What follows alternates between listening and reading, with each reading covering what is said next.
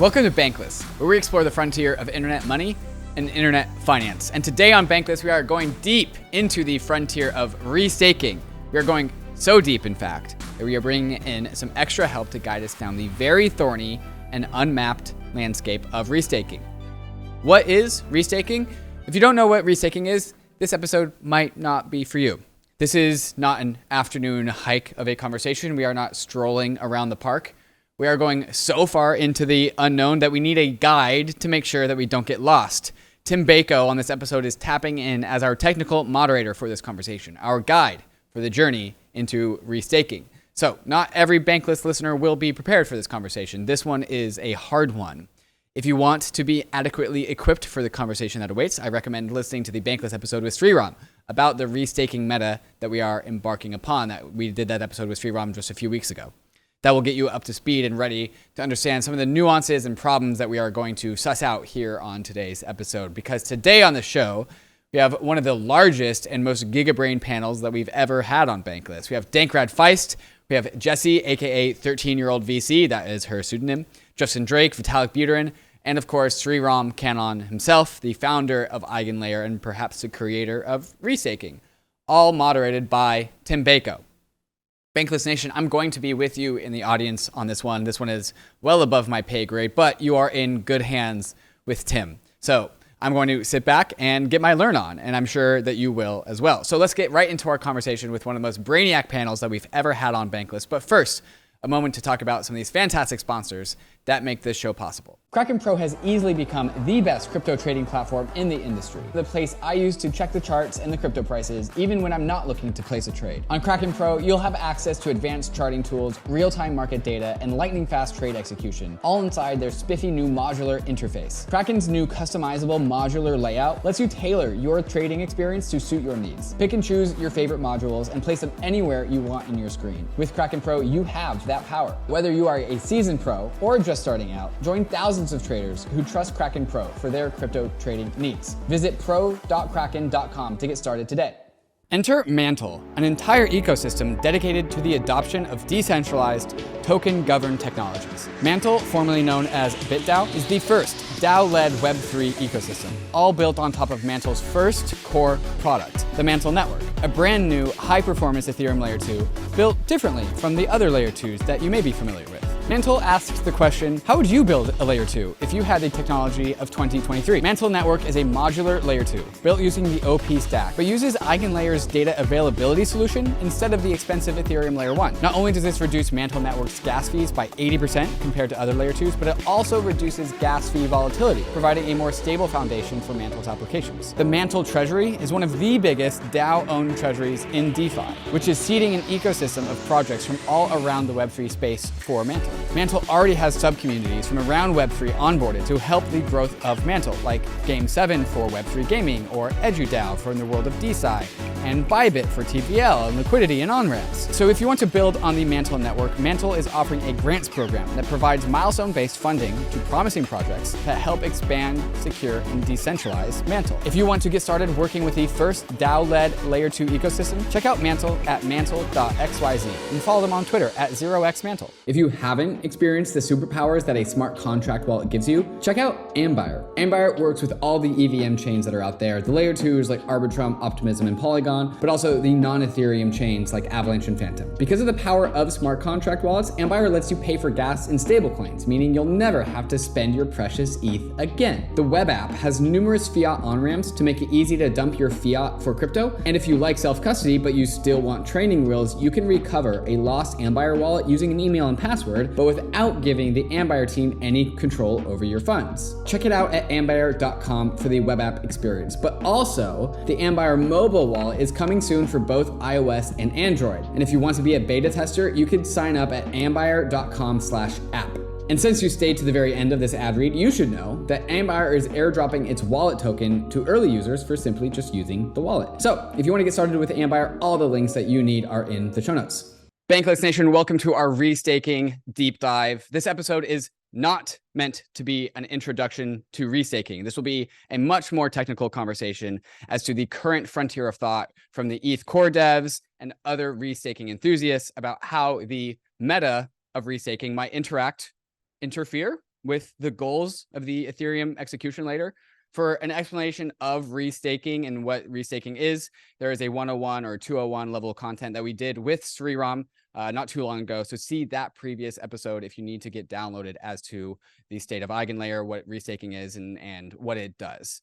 We hopefully want to go very deep in this episode. So deep, in fact, that I am only able to guide us so far in this conversation. So moving forward, I am tapping in Tim Beiko as our guide into the frontier of the staking meta and the Ethereum protocol. Tim, welcome back to Bankless, and thank you so much for taking the reins here. Yeah, thanks for having me again. Before we bring on the largest panel that we've ever had here at Bankless, I want to pick up a little bit of your brain, Tim. What are you hoping to accomplish in this episode, and what context and frame of mind should listeners have as they enter this conversation? Right, so we're going to have people from both Eigenlayer and then the research side of Ethereum and kind of the broader community. And my goal is like, if everyone can understand everyone's perspective a bit better by the end of the call, I'll be happy. And I think as a byproduct of that, we're going to have to dive into all of the issues around restaking. So folks can expect, discussion of like the technical issues, the trade-offs, the general roadmap, and the potential risks around restaking. And then hopefully the folks on the panel have a better understanding of each other's perspective by the end of the hour. Why would you say that this has captured the attention of so many of the Ethereum core devs and surrounding Ethereum community? Like, why, in simple terms, is this a big deal? Yeah, I think it's because it introduces changes to the incentive landscape, which the protocol is not aware of, natively. So obviously we have all these incentives in the Ethereum protocol, like how much stake do we issue, or sorry, how much rewards do we issue to stakers? What are the penalties? What do we do with transaction fees? And, those sort of all work really well if you think of Ethereum as a closed system where, there's not too much interference with it. But then when you see something like restaking, which fundamentally changes the reward landscape for stakers, and it might end up changing sort of the decisions they make around the risk they're willing to take. If they take risk and things go poorly, then it might change the decisions they make with regards to their role as a staker on the Ethereum mainnet. So it's really this intersection of like the incentive design and the edges of the protocol and how they interact together. I think that's something that people in recent years have become much more attuned to, and yeah, it's why it causes so much conversation. All right, Tim, are you ready for me to hand over the reins to you? Yeah, let's do it. All right, Tim, I'm going to let you go, but first I'm going to introduce you to Dankrad, the father of modern dank sharding, researcher at the Ethereum Foundation. Dankrad, welcome back to Bankless. Thank you for having me. We also have Justin Drake, father of ultrasound money. He's been on the show a large number of times before. Justin, also welcome back to Bankless. Thanks for having me too. And first time on the show, we have Jessy, who I think has posed some of the biggest questions about restaking, is definitely on the frontier of restaking thought. Jessy, welcome to Bankless for your first time. Thank you for having me.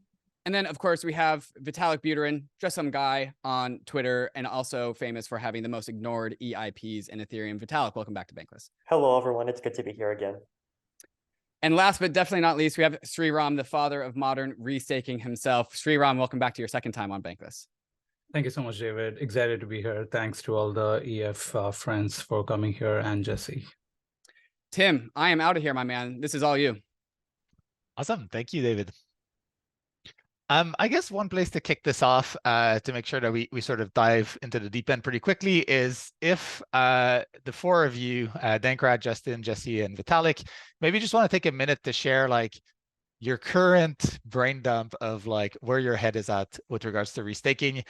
We can kick it off from there. And then Sreeram, I'll make sure to give you some time after to respond to the comments that'll come up. But I think, yeah, quickly, Jessy, I don't know if you want to kick us off. Yeah, when you think restaking, like what are the things that are coming through your mind right now? Yeah, so I think to me, restaking is that one simple, elegant idea that's inevitably coming true.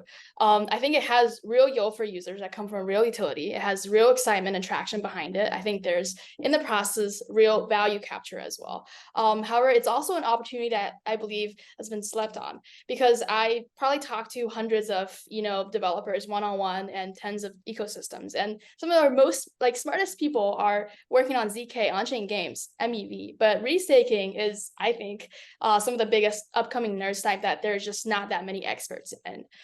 There's many interesting topics to be explored that comes out of this Pandora's box. My friend Kaido, once said that you could probably get a PhD just studying any of the rabbit holes into restaking. And there's just not that many experts in this space. So I would encourage everyone to study and become an expert. Awesome, thanks. Justin, you want to go next? Sure, yeah. So my perspective is that restaking is a little bit like AI. On the one hand, there's an opportunity to really upgrade Ethereum, kind of make it the center of economic security and really strengthen its network effects, have more applications, more cash flows. But on the other hand, there's systemic risks. There's big downsides. There's a large blast radius. And what we potentially could be losing is the decentralization of the staking operators. That's what I'm most worried about. And that could have ripple effects around losing credible neutrality, losing monetary premium, and things like that. Now, I guess personally, I've been digging into restaking very seriously for the last 2 months. And I feel good about it as a researcher because it kind of extends my runway. But on the other hand, I must say that thinking about these systemic risks deeply has made me a bit more, gloomy and doomy. But I'm trying to remain optimistic in my research. Thanks. Vitalik, you want to go next? Yeah, I think I have pretty much the same perspective as Justin on this. Okay. Dankrad, anything from you?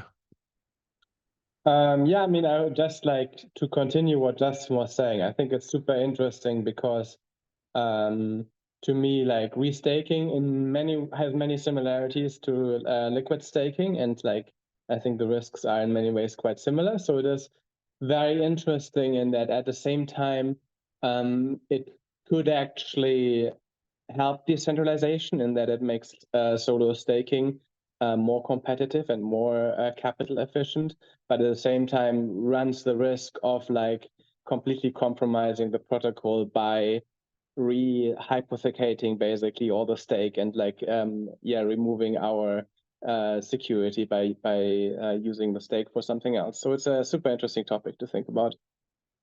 Thanks. And yeah, Sreeram, I guess we've heard it's almost like a barbell of opinions, right? Like it could make solo staking better, super interesting problem for builders, new source of yield, but then it's like AI could destroy centralization and affect the credible neutrality. So how do you think about restaking, like from your vantage point now? No, this is, I think we do agree that there are complex risks, and that's why I think it's important to take a constrained approach in building restaking. The constraints being like what is really good for the ecosystem, and having constraint on that, building what new innovation can be unleashed based on this concept. So that's how we are thinking about it. Our driving value is permissionless innovation, the idea that anybody can come and build new things on top of this massive trust source.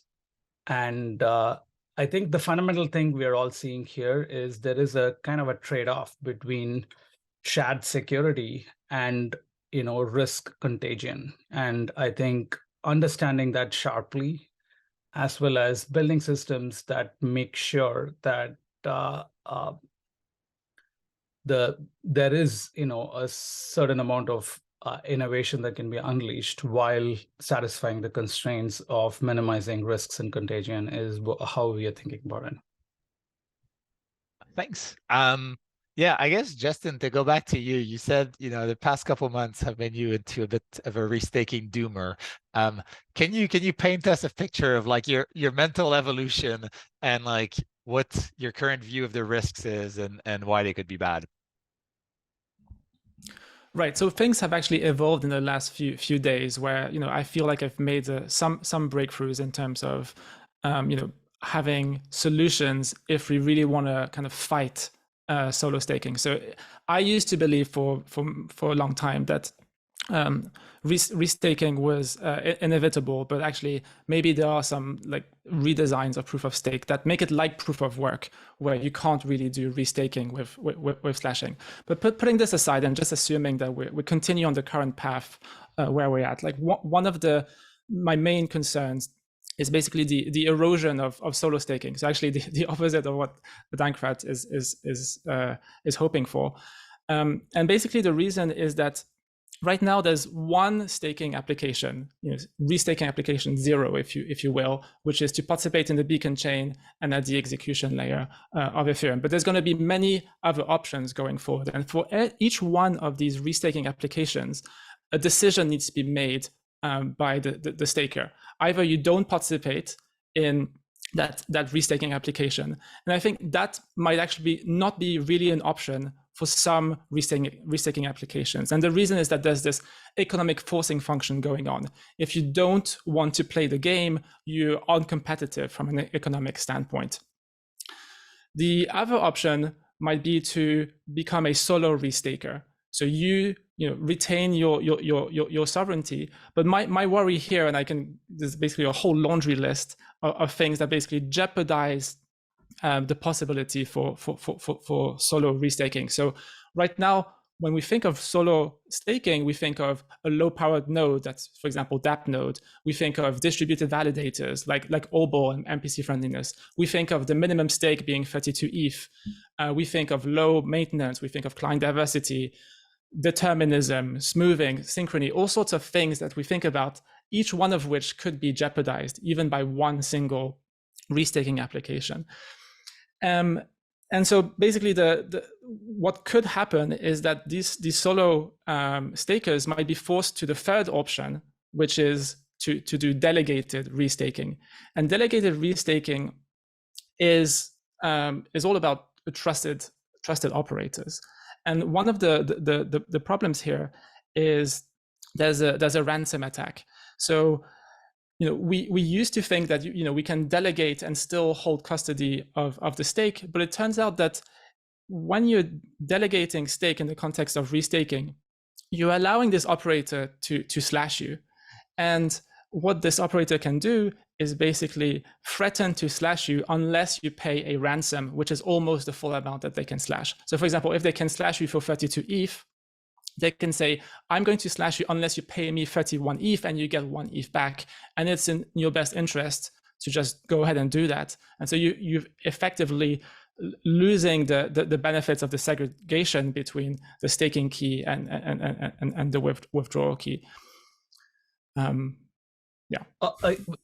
Brief comment there is, it seems like you can have immutable services whose slashing contracts are immutable. And, as long as we encourage stakers to only opt into restaking where it is immutable service contracts, you don't have this risk that suddenly somebody can come and say something, because it's not a thing that anybody can say. Slashing is written into a contract. Maybe, yeah, on that point, Sreeram, can you take a couple minutes to walk us through exactly like what exists today in the restaking architecture, like for Eigenlayer specifically? Because I think it's probably helpful. Like I suspect most listeners have like heard of like restaking as a general concept, but like if you can walk us through the flow of like, I'm a validator, I set my withdrawals credential to this contract does X. Yeah, I think that would help kind of ground the conversation and what actually happens.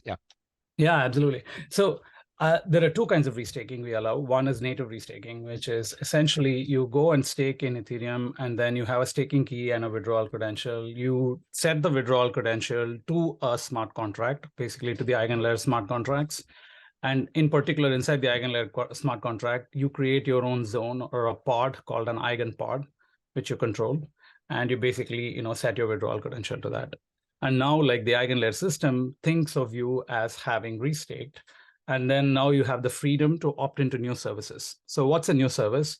So there's an Eigenlayer set of smart contracts on Ethereum, and then there are service contracts. Anybody who's building new services writes a service contract and has a service off-chain code. So imagine you're building a new consensus protocol. You basically, have like a get node and a prism node type of thing for that. You ship it to people. This is off-chain code written in arbitrary languages. They download and run it off-chain. On-chain, you have the service contract, which has basically three kinds of conditions. One is registration conditions. How to register into or who's allowed to register into the restaking for that particular service. Then you have payment conditions, or if you validate X number of blocks or do X number of signatures, you'll be paid X. And then the third one is slashing conditions. These three are written into the service contracts. So you're not really giving power to anybody else. You're giving power specifically to the service contract to enforce a certain kind of condition. And in the ideal eventual world, both Eigenlayer, the core contracts will be immutable, and service contracts, as they ossify and become correct, could become immutable. And when you're opting in as a restaker, it is pretty much just fully algorithmic code that you're basically opting into. So that's the structure of the system. So essentially, as a staker, now you've set your withdrawal credentials. Why do you set your withdrawal credentials here? Is essentially you're adding one step in your withdrawal flow. On the Eigenlayer contracts, you anyway setting the withdrawal credential for your eigenpod to your own wallet, right? So essentially, it's just one more stop in the way of withdrawal. And the reason this is important is to impose any kind of slashing or negative penalties at the Eigenlayer level. You promise to do something, you promise to validate some other set of systems, and then you don't do it, then these systems can enforce the system of positive and negative penalties, positive incentives and negative incentives there. Just want to kind of just state one more thing. Our eventual view is something like Eigenlayer doesn't necessarily remain as a separate layer on top of Ethereum. Just like we had MEV Boost, and eventually it was understood what the right interfaces are, or it is getting understood what the right interfaces are, and it becomes part of a native PBS type system. We absolutely want to figure out how to make something like Eigenlayer a default part of Ethereum. That would be our ideal end state, so as to minimize the accounting uncertainties between Ethereum itself and anything else that can be built on top. Our vision, like I said, is permissionless innovation. We want to enable anybody who wants to build new kinds of infrastructure in the space to come and build it. As long as that goal is met, we have achieved our goal. Thanks. Yeah, I think this really helps ground the conversation and kind of be a bit more specific going forward. And I guess following from that, Jessy, you mentioned earlier, restaking is this really new primitive that builders should get excited about. When you sort of hear this entire description, what are the hooks or the things on which you think builders should be spending their attention and trying to extend and whatnot?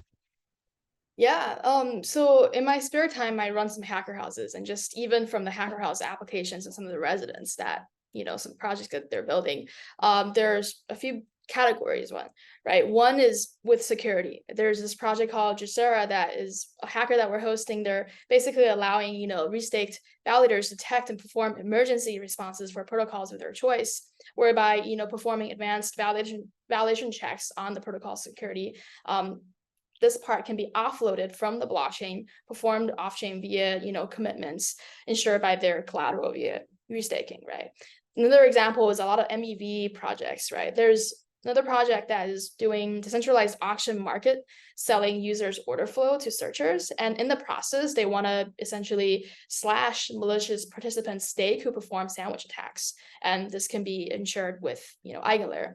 Another project that we see, this guy built restaking.wtf. It's essentially, instead of leveraging only ETH as collateral for restaking, you can essentially leverage any assets as collateral, right? And then he went on to build something else with objective, credible commitments via ZK, where, validators' actions that were previously non-binding via just crypto economic security, for example, maybe non-inclusion of blocks, can now be made binding with ZK in a way where ZK would actually extend crypto economic security and in a way that scales. So I think if I have the intel correctly, maybe Eigenlayer has 3 stages, right? And there's 1 year away from actually launching middleware marketplace. I think a potential pattern of behavior that I observe is we may see faster experiments where restaking emerge, where there is an allegiance of restaking protocols, meaning maybe 5 protocols out there are friends with each other and they want to essentially restake onto each other's network and share this security with amongst themselves. I think that's a very interesting approach where, risk is limited only to these set of protocols and they can launch these experiments much faster. And then later I was told that this actually is happening on Cosmos with mesh security, where sovereign chains and rollups are cross-carrying each other. But now we could potentially have this behavior on Ethereum and other ecosystems as well. Got it. Thanks. And I don't know, Vitalik or Dankrad, if either of you want to maybe, again, to make things more precise, based on this entire flow of like, Eigenlayer and what people build on top of it, like, what are the things that can break through this? What are the specific like attack surfaces that we should be really concerned about, and where we should maybe try and like limit degrees of freedom?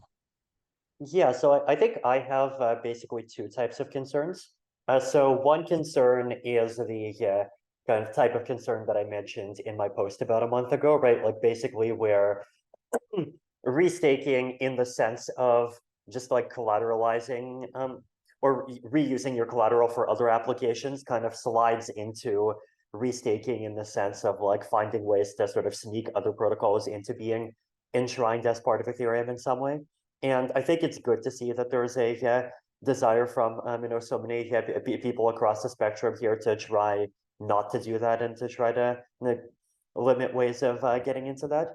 And then the second type of concern, I think, I think it's important to stress that this is like not uniquely Eigenlayer's fault. This is a discussion that stretches way beyond Eigenlayer. It also, gets into Lido. It also gets into like just the limits of the protocol itself, which is like basically, the erosion of solo staking, and how do we make sure that solo staking continues to be viable and competitive going forward.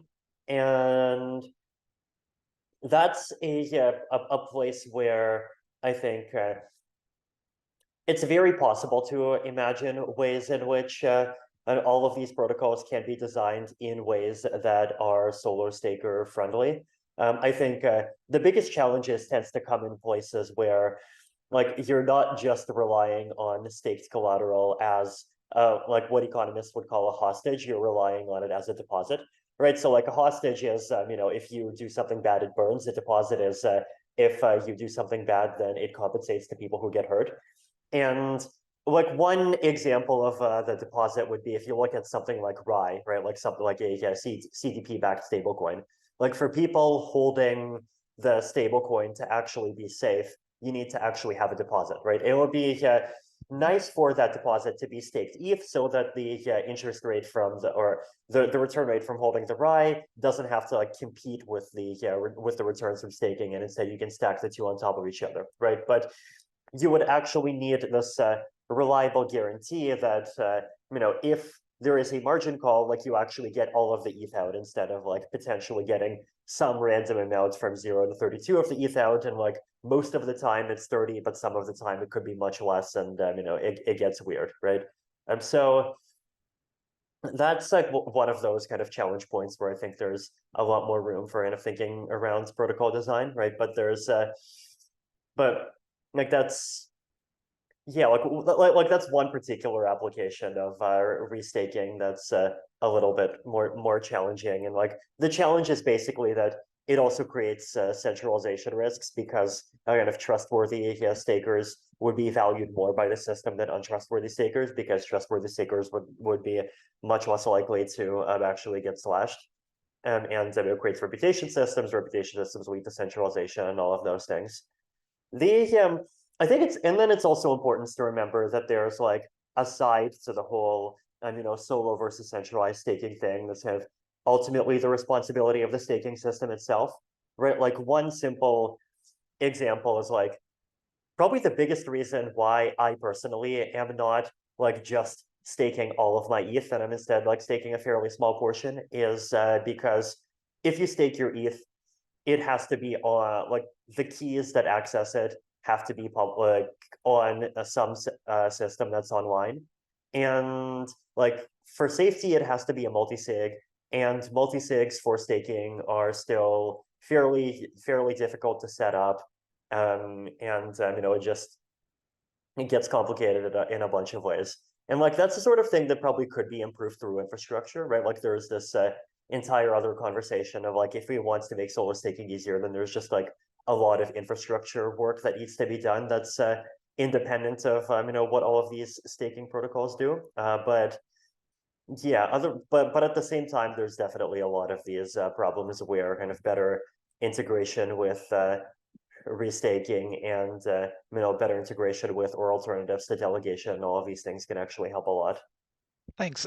Maybe another framing for this question as well is you mentioned, I guess, Vitalik, that this is not just an eigenlayer problem, it's like a broader problem, and we see similar parts of it in LSTs. But I'd be curious to maybe dig into this more. Like, are there specific concerns about Eigenlayer's approach? And Sreeram, don't worry, we'll give you some time after to respond on this. But like, are there things, with Eigenlayer specifically that can or that have, shifted us towards a slightly worse equilibrium rather than beside from just, doing restaking? And yeah, let's start here, and then I'm sure some follow-ons from that. Sorry, can you kind of like rephrase that? So basically, is there something about Eigenlayer's approach or design or like way it's gone to market that beyond just the raw restaking risks that, like you mentioned, has like made things worse? Ways that it's made things worse aside from just being restaking. Yeah. Aside from being restaking and so like specific decisions that the team has made, or or approaches, because like you mentioned like and Sreeram, you touched on this as well. You've obviously thought about like how people are gonna be able to restake. Which are like the first applications. How you think about your roadmap. So are there parts of that could be better or could have been different?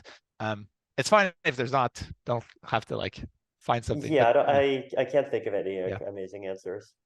I don't know if anyone. I mean, I guess one thing that could be said is the accelerationist argument, right? Like Sreeram, it just is here, and it's accelerating the discussion. And I think one thing which would be very nice is if there also was an accelerationist effort for alignment. So I'm thinking maybe like an in-house team that is just dedicated to alignment. And I think there's some catching up that we're doing within the Ethereum Foundation in terms of building such a team. And plug, if you want to do restaking alignment research, do DM me. Yes, we also want to organize an event at DevConnect in Istanbul. So that would be one place where we can discuss both alignment and applications. And we're very much open to this suggestion of actually building not only a team, but also a culture of alignment. I want to just address like one or two points that were brought up by Vitalik. One is on solo staking. I think one of the things, we are doing. So before that, I want to phrase the scope of what we are doing at Eigenlayer relative to general restaking. I think you could restake and like reuse collateral in financial or other applications, what Vitalik called deposit. And you could restake and use only that, your collateral for promising that you are doing validation correctly, the so-called hostage, I think that Vitalik referred to. Eigenlayer's goal is to be a marketplace of decentralized trust, not a financial hypothecation platform for taking collateral staked in Ethereum and then using it in other ways. I think this is much more slippery slope, and one has to tread very carefully. And one may ask, like, how do you, Sreeram, or somebody else decide like what set of use cases kind of get built on this system? Again, there is the starting point, and there is kind of equilibrium for these systems.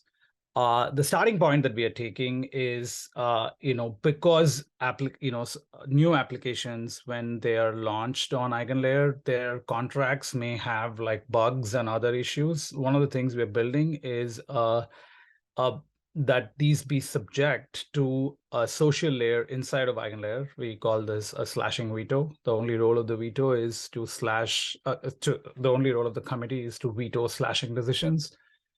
And initially, of course, this would be like a single committee, but eventually this could be an intersubjective thing like relays, right? Relays in the Ethereum ecosystem, anybody can be a relay. They just are a doubly trusted party. If a proposer agrees to a relay and a builder agrees to a relay, they have like a potential market making opportunity. In the same way, there can emerge a marketplace of slashing vetoes where like somebody can say, hey, we are a committee, we want to propose, participate in mediating, these slashing veto decisions. And as long as the staker and the servers are comfortable, you can actually make the market there. But the point is, whoever is doing this kind of a slashing veto also needs to onboard services because they have to veto the slashing. And so the way we restrict the scope of applications is first by shelling point, the idea that we're actually only building a decentralized trust marketplace or a validation marketplace, not a financial primitive.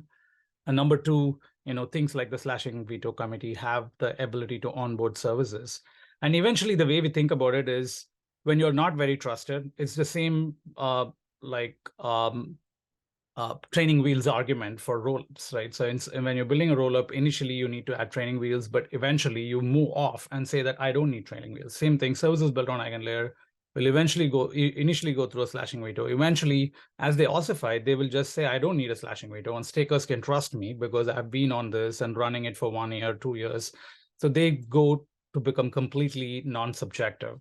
So that is the roadmap that we envision, and it is going to be very difficult to go beyond a certain credibility for services doing all kinds of random things and ransom attacks and other things to gain enough trust for stakers to put their own money at risk. There is no incentive misalignment at the staker level.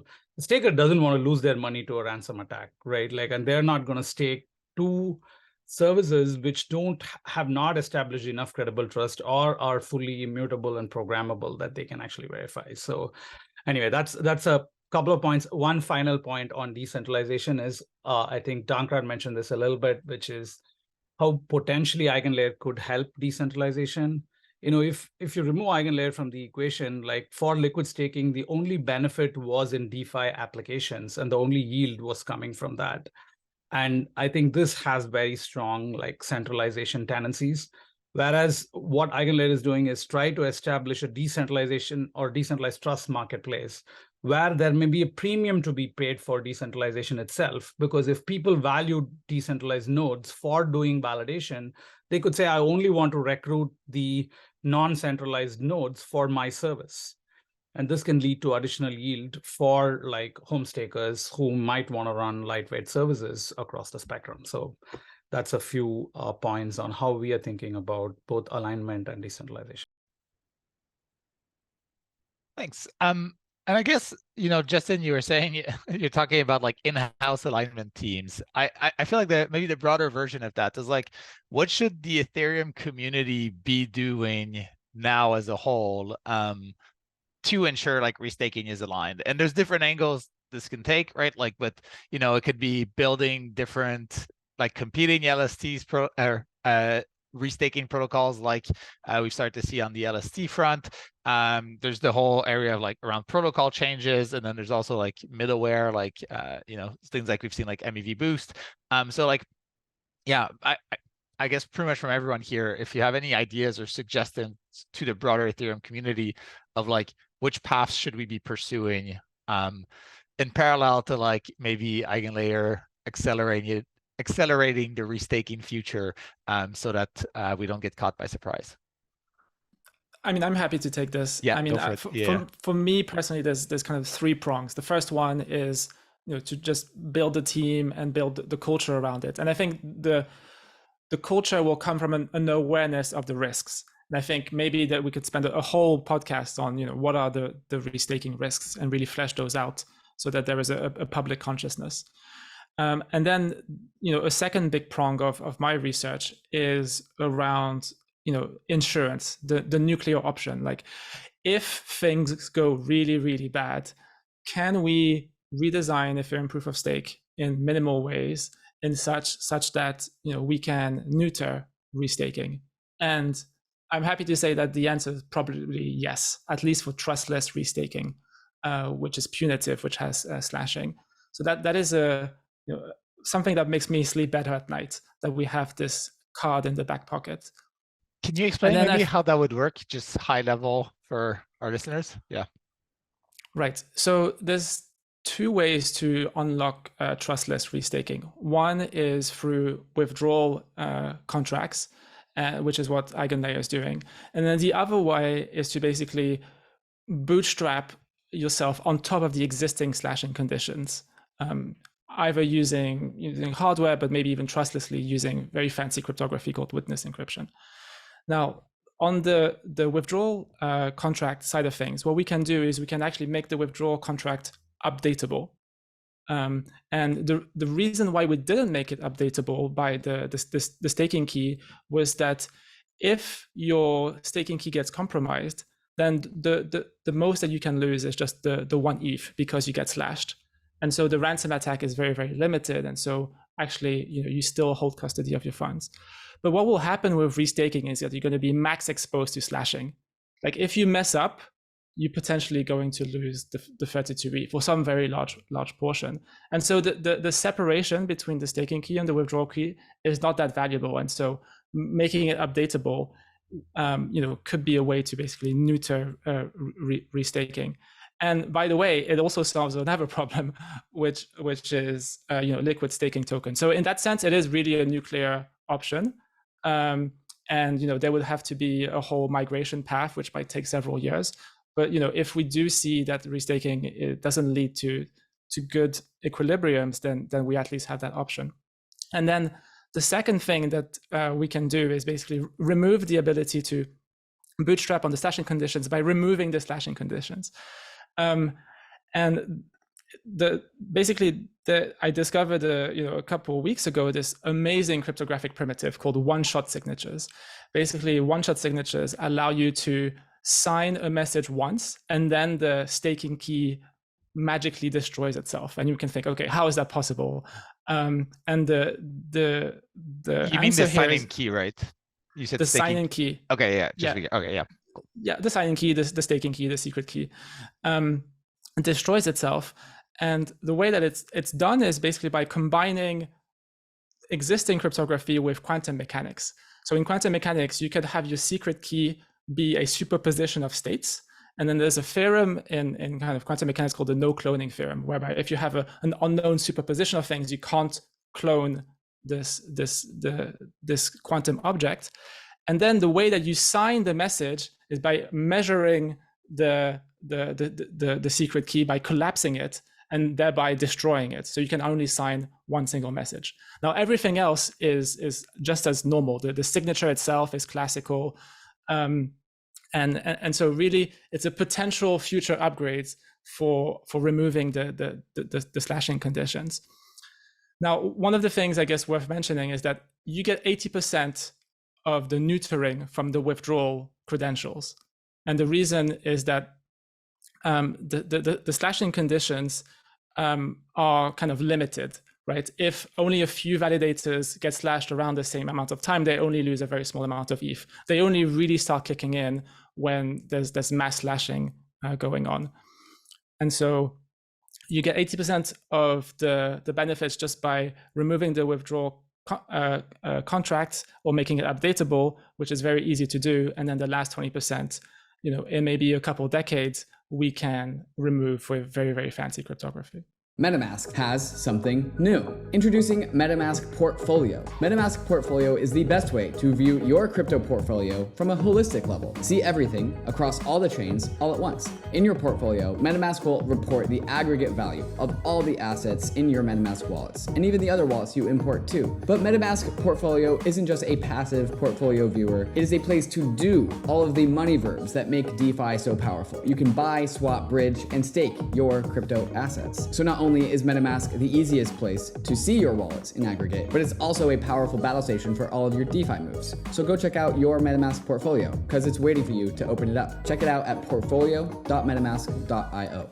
You know Uniswap, it's the world's largest decentralized exchange with over $1.4 trillion in trading volume. You know this because we talk about it endlessly on Bankless. It's Uniswap, but Uniswap is becoming so much more. Uniswap Labs just released the Uniswap mobile wallet, for iOS, the newest, easiest way to trade tokens on the go. With the Uniswap wallet, you can easily create or import a new wallet, buy crypto on any available exchange with your debit card with extremely low fiat on-ramp fees, and you can seamlessly swap on Mainnet, Polygon, Arbitrum, and Optimism. On the Uniswap mobile wallet, you can store and display your beautiful NFTs, and you can also explore Web3 with the in-app search features, market leaderboards, and price charts, or use Wallet Connect to connect to any Web3 application. So you can now go directly to DeFi with the Uniswap mobile wallet. Safe, simple custody from the most trusted team in DeFi. Download the Uniswap wallet today on iOS. There's a link in the show notes.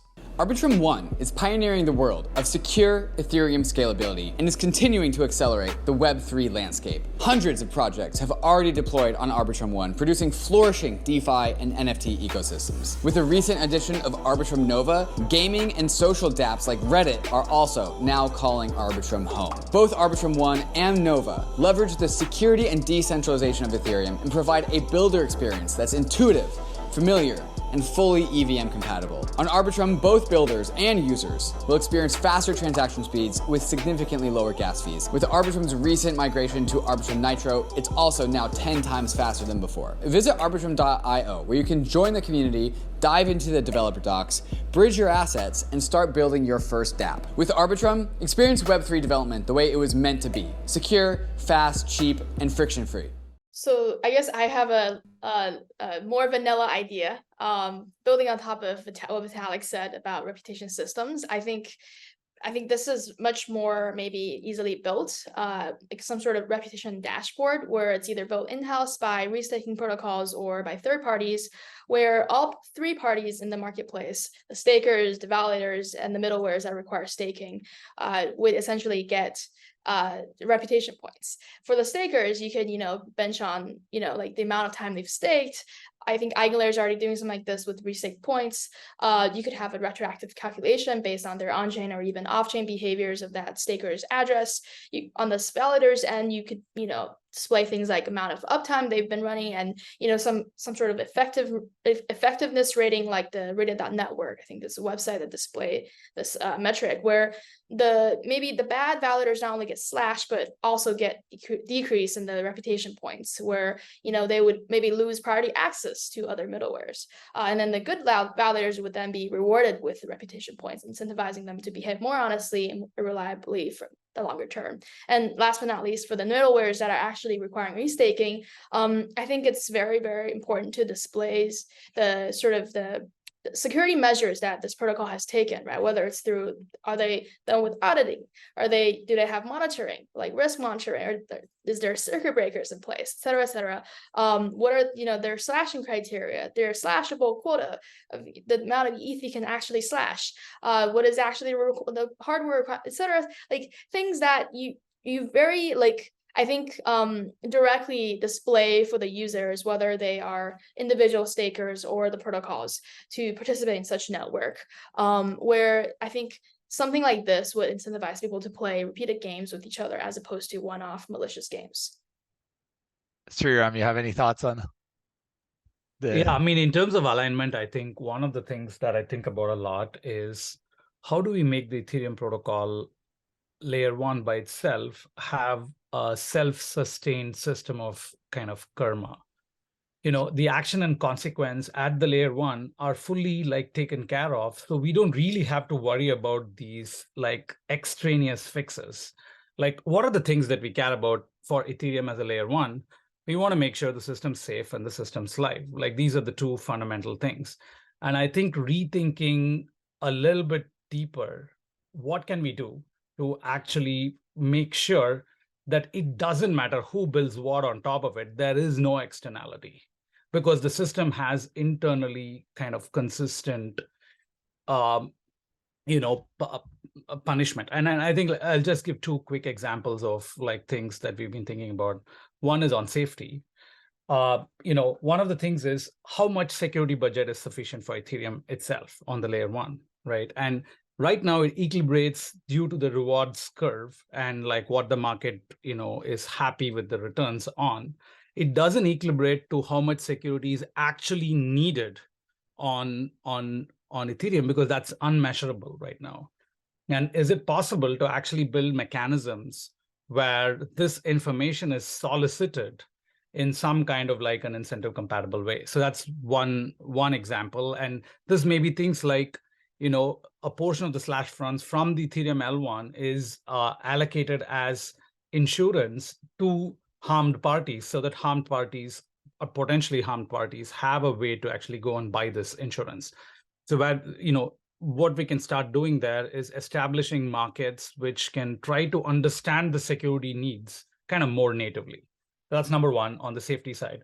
On the liveness side, again, one of the most important things is, how to make sure that we have like, a system that doesn't have censorship. And I think this is something, part of the main reason we worry about decentralization is that decentralization leads to censorship resistance.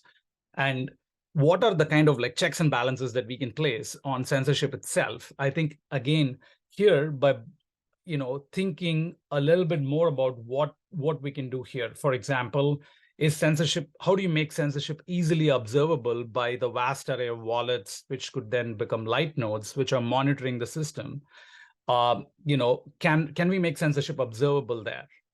I think we have a bunch of new ideas coming up there, so that when you want to slash some block proposals for not only not including the transaction, but also not attesting on other people's blocks, which include the transaction. I think this is, if you can slash people and very quickly detect and come to social consensus that actually censorship is happening not only in proposal, but also in attesting, the faster we can come to a social consensus, the easier it is to impose like UASF and other things to actually slash censorship. So by making the Ethereum L1 much more powerful and self-contained, we simply don't have to worry about what anybody else is doing anywhere, thus actually unleashing way more, activity. So that's at least my like hopes and dreams for where this would go.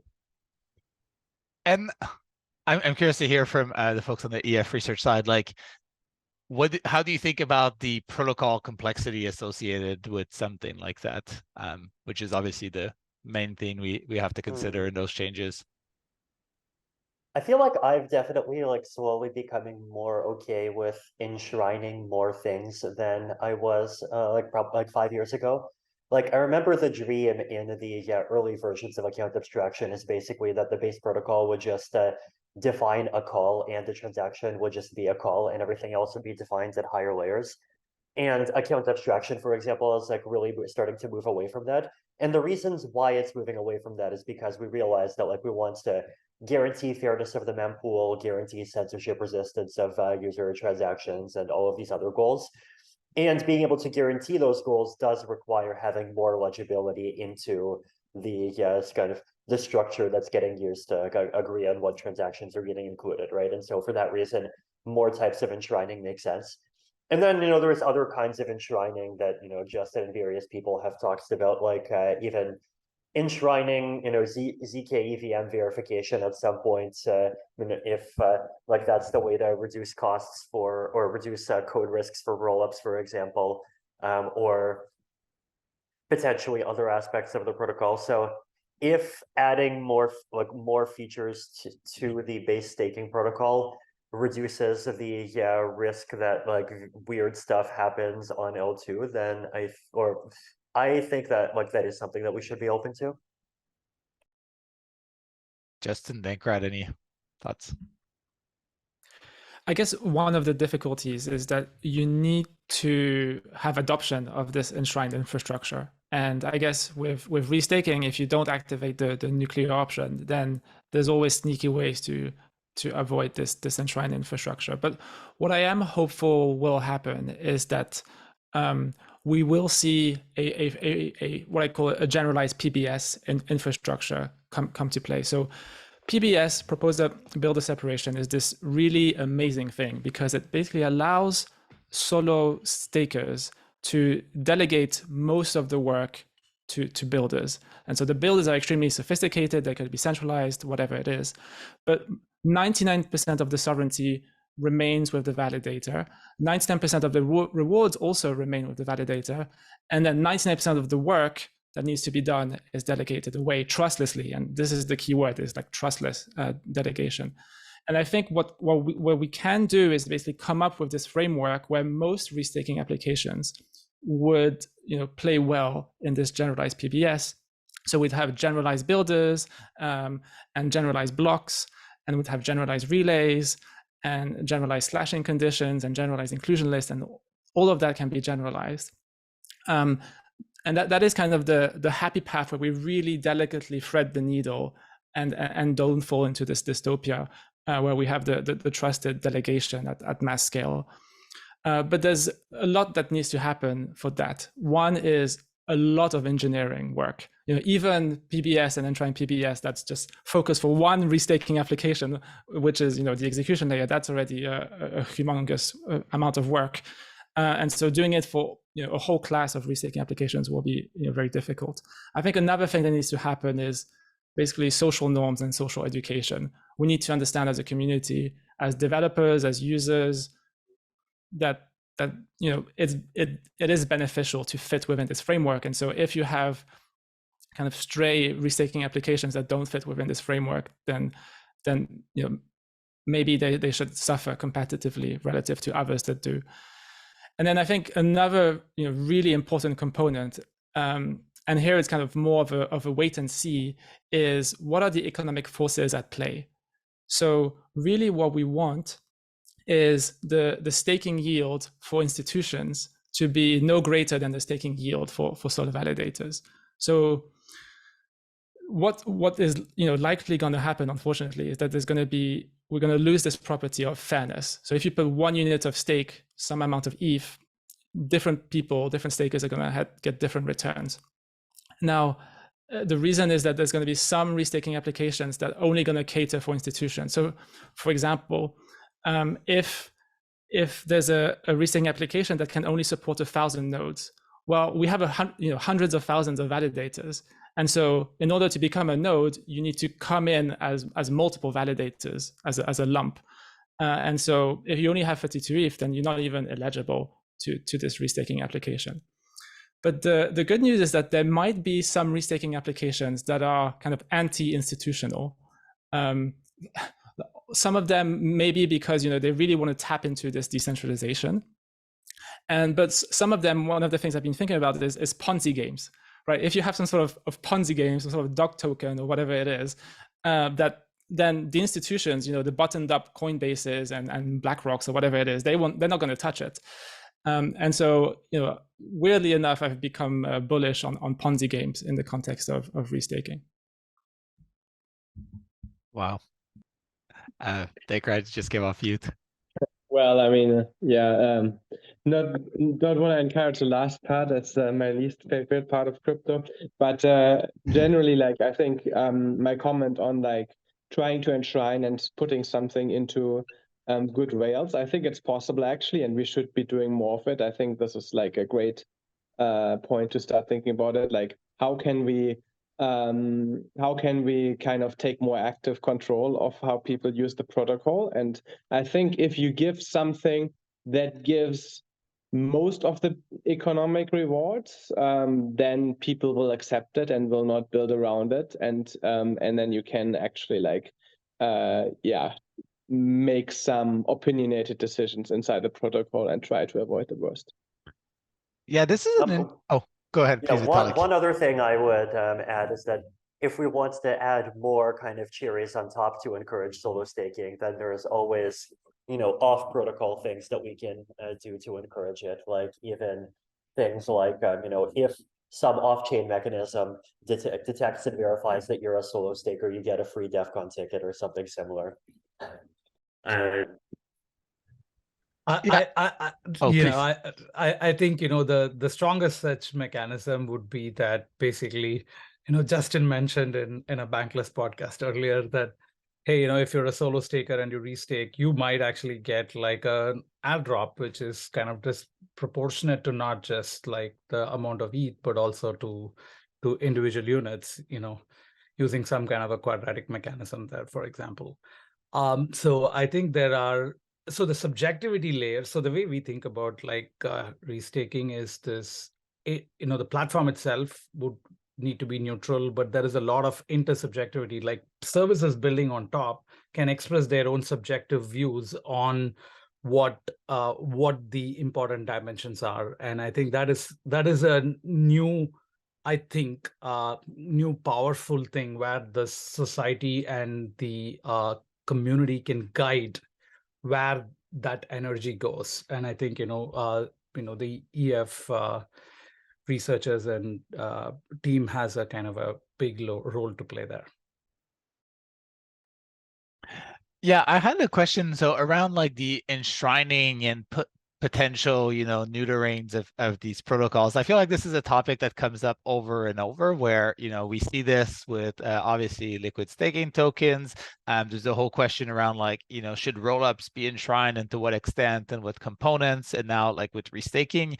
And there's almost like a paradox around credible neutrality there, where like if you make these protocol changes to like keep things more credibly neutral, but then end up in a way like censoring what is like one of the largest users of the protocol because we fear that it becomes a monopoly, that's also like a form of like non-neutrality of the Ethereum base layer, right? Like if we do, a protocol change that like neuters Eigenlayer or neuters Lido or neuters, Arbitrum, because there's like this fear that like it's growing too big, then effectively it's like a weird form of censorship in that. So like I'm curious, how do you think about doing these changes or potentially doing them in a way that's maybe less like adversarial or potentially risky to like not only in the restaking context, but generally people who want to build something that's going to end up being used by like most Ethereum users. Yeah. So my opinion would be this, that we should establish a social norm here that building on Ethereum, like building smart contracts protocols on top, we should almost never touch that. I mean, it would be in a very extreme, very rare situation. But messing with the staking layer is a different matter. Like, for example, if like lots of validators start censoring, we do want the ability to like intervene.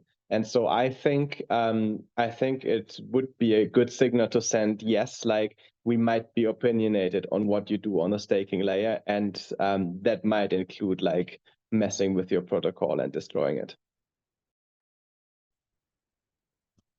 Justin, Vitalik, I don't know if you have thoughts on that. I mean, for Lido specifically, one of the amazing consequences of the one-shot signatures that I mentioned is that you can do trustless delegation. So you can imagine a system like Lido where you don't have to trust the 29 operators in any way. And that would basically give us all the advantages of Lido, which is the liquid staking and really none of the downsides. For restaking specifically, I don't have the silver bullet right now. So it's kind of more of a, hope for the best and embrace things and things go well, and kind of if things don't go well, then neuter it. Yeah, I mean, the other thing I'd add is that it's always, important to be careful about neutering things and to, create kind of maximally clear norms about like what is an okay situation and what starts looking like a very not okay situation that requires some kind of action. And hopefully the very not okay situation is something that ends up happening 0 times. Yeah, and I think one spot where we're doing a decent job at this is around like MEV Boost. This does feel like something where, although far from like perfect, having had like the MEV teams actively contribute to it, having had like obviously ultrasound relay and like infrastructure that's been built around it, it seems like this. Yeah, I wouldn't call it like an equilibrium quite yet, but it seems like we've at least created like a semi-stable middleware that we can have both like private companies and like protocol contributors work on, and test some of the incentives at play, obviously see some of the issues with the sort of shortcuts that we're taking to make this possible a bit outside of the protocol. But yeah, Justin, I don't know, like, do you have thoughts from just more the like collaboration and engineering process of like having done this around MEV Boost and relays sort of outside the protocol to start as we go towards PBS? Right. So I guess one thing that I believe is that there's never a rush, right? We always have a lot of time to discuss these big changes. And part of the reason is that proof of stake has an inbuilt healing mechanism. So if the worst were to happen, mass censorship or reversion of finality or whatever it is, we have ways to identify the cancer and excise it from the system. Using either automatic systems or using the social layer. And because we have time, that means that we can experiment with solutions that are off-chain, as you said, and those might be good enough. Now, one of the, I think, things we should be striving for is doing all sorts of upgrades that have very little downsides. And so we should be using this time to think of end games that are maximally simple, maximally optimal, so that once we do the change, then we don't have to do it again. And I think another thing that's important is around timing. So a lot of the future upgrades of Ethereum are actually security upgrades, but they're hidden in the back pocket. And if and when they start becoming problematic, so for example, secret single leader election, that's something we've been working on for years, and we haven't really prioritized it because we haven't seen validators being DDoSed, despite the fact that their identity and their IP address is public. But if and when this were to happen, this is something we can prioritize.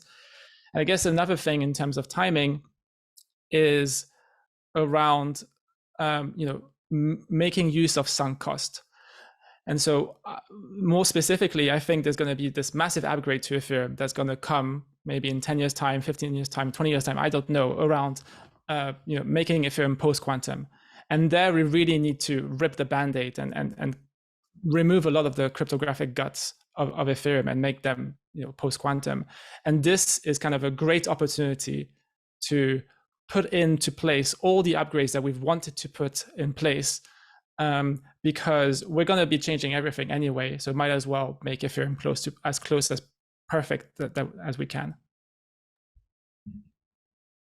I have a quick thought to add to Justin on his worry about restaking. In the post quantum one-shot signature world, I think there's no use for restaking. Restaking was there to underwrite trust in distributed validation.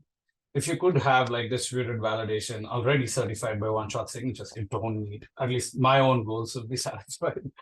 So I think because staking was there to underwrite trust in certain kinds of correctness, and if it's already kind of comes out of that quantum principle, so other people, not only Ethereum that will be beneficiary of it, other systems that want to build on top of are also beneficiaries of the same thing.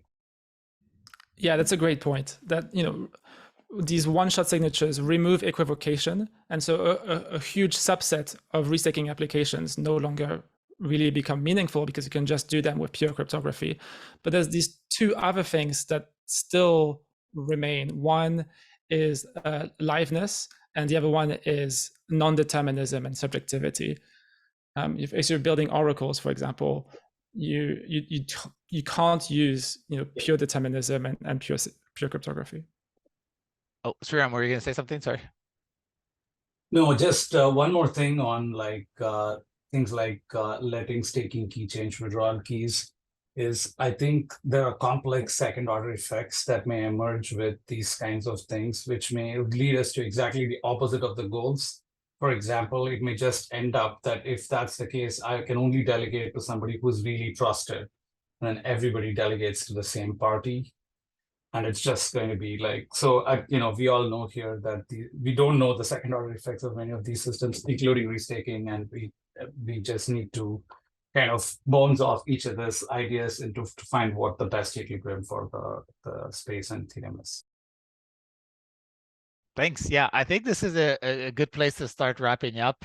Maybe as a closing question, I'd love to hear from each of you in a minute or so, any thoughts or change in perspectives you had from this conversation or things that you'd like the community to take away. Jessy, you want to kick us off? Sure thing. Yeah, I am pretty excited because I think previously a lot of the protocols are secured by multi-sigs, and whether it's crypto economic security or it's security guaranteed by cryptography, I think it's huge step up to like much better security. And I would argue that, like Justin said, right, like crypto economic security plus cryptography are kind of the most comprehensive solution for both deterministic versus non-deterministic results that you kind of want to get. And I'm publishing some thoughts on a lot of questions regarding restaking, but overall, I think I'm pretty bullish. I think Eigenlayer realizes the full value of Ethereum, right? Like the large trust layer is much more explicit than, sort of like discussing staking, providing security to the network, and Eigenlayer makes that relationship to security much more explicitly. So. Awesome. Dankrad? Yeah, I mean, I think the takeaway for me is we need to at the same time be careful, but also be nimble and see how we need to develop both social norms and the protocol in the face of this. And it's a similar situation that we faced a few years ago with MEV, and something new is added to our table, and we need to handle it. Thanks. Vitalik? Yeah, I mean, I think same thoughts as everyone else. Like, I think there's a lot of value in using staked ETH in other protocols, and I mean, like, I personally, continue to want to see stable coins work and decentralized stable coins have competitive rates, and so if that use case can somehow be figured out in particular, then that would make me very happy. Though I'm definitely bullish on other kinds of restaking as well, but at the same time, making sure that staking decentralization gets preserved, as well as the neutrality of the protocol, is super important. So glad to see that we're all facing the challenge. Thanks. Justin?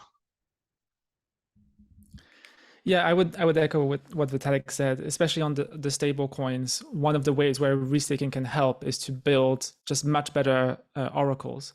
So right now, the oracles that we have are basically multi-sigs. So for example, Chainlink, I believe the ETH-USD oracle is a 21 out of 31 multi-sig. Can we build an oracle which reuses to a large extent the economic security of Ethereum layer 1? And I guess another thought that I have is around, maybe the evolving role of researchers. We've been doing crypto economics for a long time, but maybe to an extent we're going to move to memeto economics. And what I mean by that is that there's some things that are really rooted in at the social layer with humans. There's this whole education thing, but there's also the social norms, for example, of not encroaching on the social governance. The whole post around that Vitalik wrote. And then another kind of question that I've been wondering is, what is the value of decentralization? Because there is one possible scenario, which is that we lose decentralization with restaking, but it doesn't actually matter.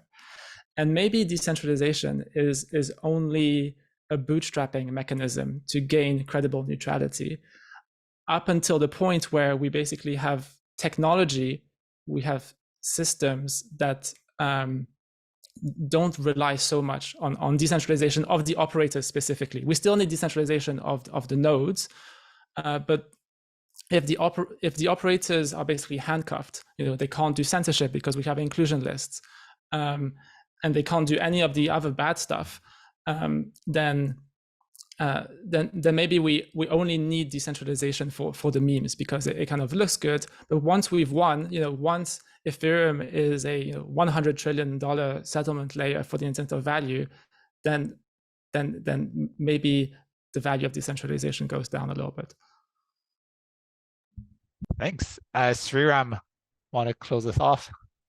Yeah, no, I think I'm really glad that we're having these discussions in understanding what the constraints and the contours around systems that can be kind of built around this are.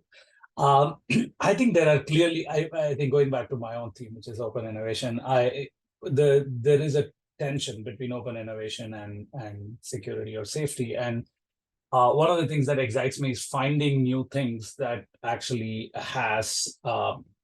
satisfies both of these things. It's very safe, but it's also like expands the scope of innovation. One of the things that we have like this is the idea that anybody can build new consensus protocols, like arbitrary consensus protocols. But the slashing condition is very simple. It's just, don't double sign. And, on the node, we have like a separate zone we call an anti-slasher, where you check that you never sign two signatures. And now you can as a node operator, you don't need to kind of trust any of these special like node software that you're adding on, because the anti-slasher is the only thing that you need to trust. And it's simple and it is universal across a whole class of applications. Now anybody can write new like DFT protocols, consensus protocols, and you can just like download and run them without even having any program integrity on them, because you already checked the slashing contract, which is just a double signing contract, and you have an anti-slasher. Maybe this anti-slasher runs inside a trusted execution environment. So even if somebody delegates to you, they have a kind of a sense of assurance that they're never getting slashed. So finding examples like this is what gives me kind of hope that the set of constraints and the set of like things that we want to do are not completely in tension, that there's no use case, no interesting thing that can be done. There's actually a large class of useful and interesting things. And my own interest in actually starting Eigenlayer was because we had new consensus protocols. And as long as, we can start enabling other people to start coming up with these new things and building it, I think that's already like super interesting.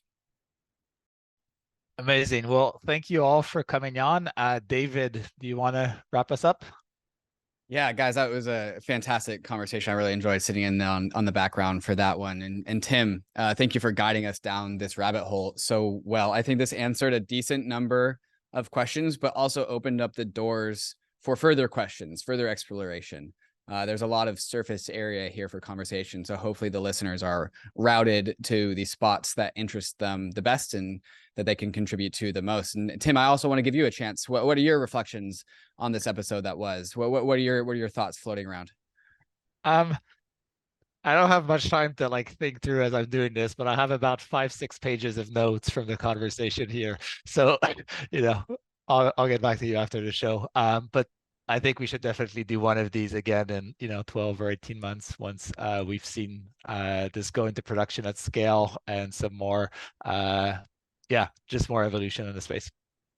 Well, like we like to say on Bankless, we like to front run the opportunity. And so hopefully this conversation gives us a little preview of what could be in the future when it comes to restaking. Tim, once again, thank you for guiding this conversation. And Jessy, Justin, Vitalik, Sreeram, Dankrad, thank you for all being here. The largest panel that we've ever had. That went pretty damn well, I'd say. Mm-hmm. Yep, thank you too. Cool. Thank you. Thanks all. Thank you. Bankless Nation, you know the deal. Crypto is risky. Staking is risky. Restaking is even more risky. You can lose what you put in, but we are headed west. This is the frontier. It's not for everyone, but we are glad you are with us on the Bankless journey. Thanks a lot.